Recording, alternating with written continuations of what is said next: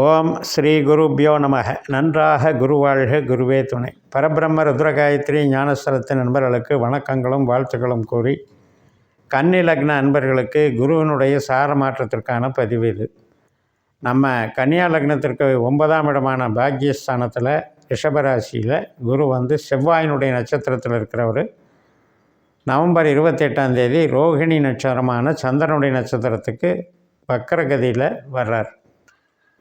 இந்த ரோகிணி நட்சத்திரம் 4ஆம் பாதம் முதல்ல வந்துட்டு, அதுக்கப்புறம் டிசம்பர் 24லேருந்து பிப்ரவரி 4ஆம் தேதி வரைக்கும் ரோகிணி 3ஆம் பாதத்துக்கு வர்றார். இதுக்கான பதிவு தான் இது. இப்போ நமக்கு குரு 4ஆம் வீட்டுக்கும் 7ஆம் வீட்டுக்கும் அதிபதி. 4ஆம் வீடு அப்படின்னா நம்ம எண்ணங்கள், ஒரு தூய்மையான எண்ணங்கள், நம்ம இடம், வசிப்பிடம், நம்முடைய சுற்றம், நம்முடைய உற்பத்தி சார்ந்த உறுப்புகளிலிருந்து நம்ம உற்பத்தி சார்ந்த தொழில் செய்கிற விஷயங்கள், நாலேஜு எல்லாத்தையும் குறிக்கும். 7ஆம் இடம் என்பது நாம் சந்திக்கக்கூடிய நபர்கள், நம்முடைய சமூகம், சூழல், இதெல்லாம் குறிக்குது. அப்போ தாயின்னு எடுத்துக்கிட்டால் 4, தாரம்னு எடுத்துக்கிட்டால் 7. இப்போ கன்னியா லக்னத்துக்கு இந்த மாதிரி குருவினுடைய ஆதிக்கம் வர்றது, அந்த குரு நல்ல நிலைமையில் இருந்தால் தான் இந்த ரெண்டும் நல்லாயிருக்கும். இது போக நம்ம நட்சத்திர ஆற்றல்னு பார்க்கணும். அப்படி பார்க்கும்போது 2ஆம் இடமான துளாராசி தான் நமக்கு பணம் கொடுக்குற இடம். கையிருப்பு, பணம், சேமிப்பு, இதுக்குண்டான ஆற்றலை அங்கே இருக்கிற விசாக நட்சத்திரம் வச்சுருக்கு, குருவோட நட்சத்திரம். அதே மாதிரி தான் வேலை பார்க்குறது, ஒரு இடத்துல சர்வீஸ் பண்ணுறது, ஒரு ஒர்க்கில் கான்சன்ட்ரேட் பண்ணுறது.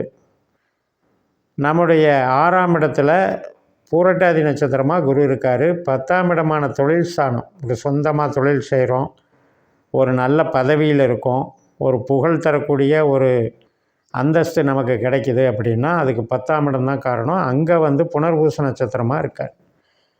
இப்படிப்பட்ட குரு அந்த ரிஷபராசியில் இருக்கிறது அவ்வளவு சிறப்பு இல்லை. 2, 6, 10க்கு சிறப்பு இல்லை. அதாவது மேலும் மேலும் பண சேமிப்புக்கும், ஒரு தொழிலில் அங்கீகாரம், ஒரு பெரிய வளர்ச்சி, அசுர வளர்ச்சின்னு சொல்கிறதுக்கும் வாய்ப்பை குறைக்கிறார்.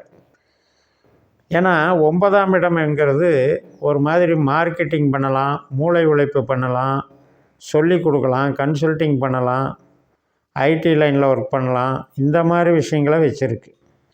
அப்படி இருக்கிறதுனால இந்த ஒரு ஆற்றல் குறைவான குரு நமக்கு இப்போ செவ்வாய் நட்சத்திரத்தில் இயங்கிட்டு இருந்தவர், அந்த டைமில் நமக்கு கொஞ்சம் கஷ்ட நஷ்டங்கள், மன உளைச்சல்கள், இதெல்லாம் கொஞ்சம் கொடுத்தாலும் அப்படியே சமாளித்து கொண்டு வந்துட்டோம். இப்போ உற்பத்தி சார்ந்த தொழிலில் இருக்கவங்களுக்கு தான் அதிகமாக பாதிச்சிருக்கும். இப்போ சந்திரனுடைய நட்சத்திரத்துக்கு வரும்போது கொஞ்சம் நல்லது பண்ணுவார். ஏன்னா நமக்கு லாபாதிபதி சந்திரன். நமக்கு 9ஆம் இடம் 1, 5, 9ங்கிறது பிரச்சனைகள்லேருந்து விடுபடுறதை குறிக்கிறது. இப்போ கடன்னா ஒரு பிரச்சனை, வழக்குன்னா ஒரு பிரச்சனை, நோயின்னா ஒரு பிரச்சனை. இந்த பிரச்சனைகளுக்கெல்லாம் தீர்வு கொடுக்குற இடம் தான் இந்த 1, 5, 9. நம்ம கன்னியா லக்னத்தில் தான் சந்திரனுடைய அஸ்த நட்சத்திரம் இருக்குது. 5ஆம் இடமான மகரத்தில் தான் திருவோண நட்சத்திரம் இருக்குது. 9ஆம் இடமான ரிஷபத்தில் தான் ரோகிணி நட்சத்திரம் இருக்குது. அப்போ இந்த சந்திரனுடைய ஆதிக்கத்தில் வர்றாருங்கும்போது ஒரு சுமூகமான சூழ்நிலையை உருவாக்குறாரு. ஒரு பிரச்சனைகள்லேருந்து விடுதலை பண்ணி விடுறார். இறையருள் கிடைக்கிறது, ஃப்ரீ பண்ணி விடுறது அப்படிங்கிறது நடக்குது. பட் ஜென்ரலாகவே 9ஆம் இடம்ங்கிறது மார்க்கெட்டிங், டிசைனிங், மூளை உழைப்பு சார்ந்த பணிகளுக்கு நல்லாயிருக்கும்.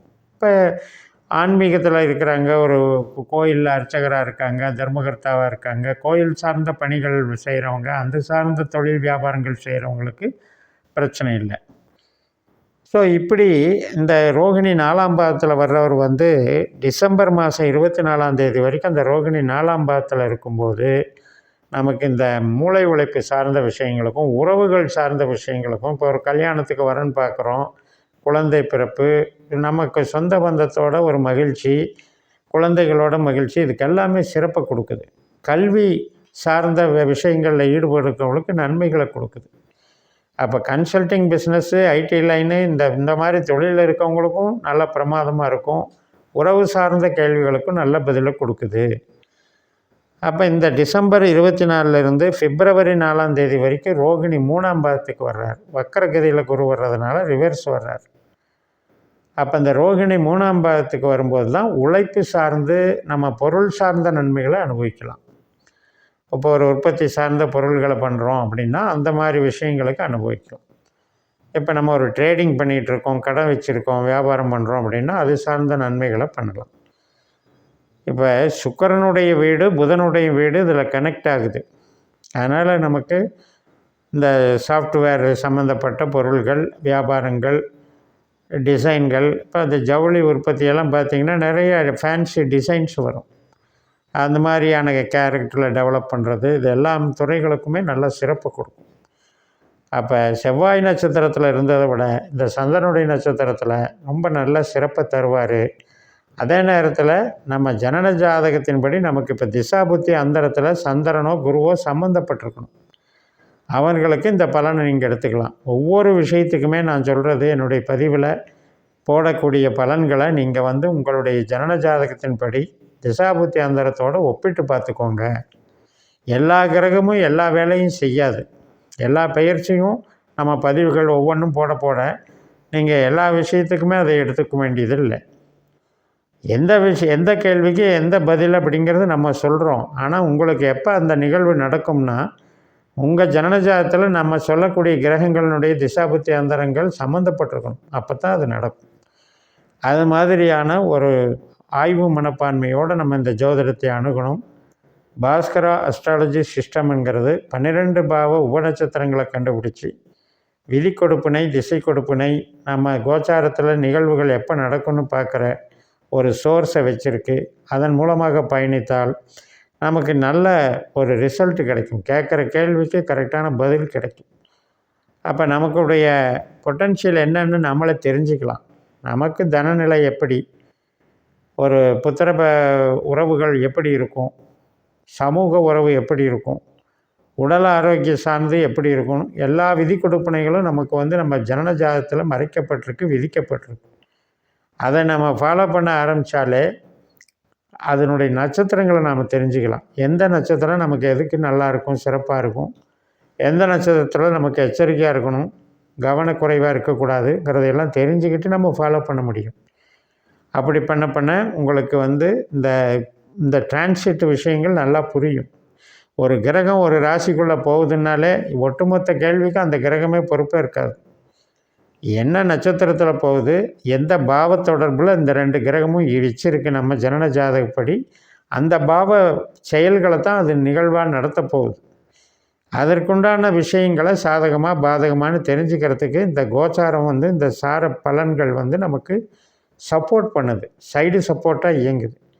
இந்த வகையில் இந்த ஜோதிடத்தை பயன்படுத்தி வெற்றி பெறுங்கள் என்று சொல்லி நிறைவு செய்கிறேன். இந்த சேனலை சப்ஸ்கிரைப் பண்ணி ஷேர் பண்ணுங்கள். உங்கள் தனிப்பட்ட ஜாதக பலாபலன்களை என்னுடைய வாட்ஸ்அப் நம்பரில் தொடர்பு கொண்டு பலன் பெறுங்கள். உங்களிடமிருந்து விடைபெறுகிறேன். உங்கள் JMS. நன்றி, வணக்கம்.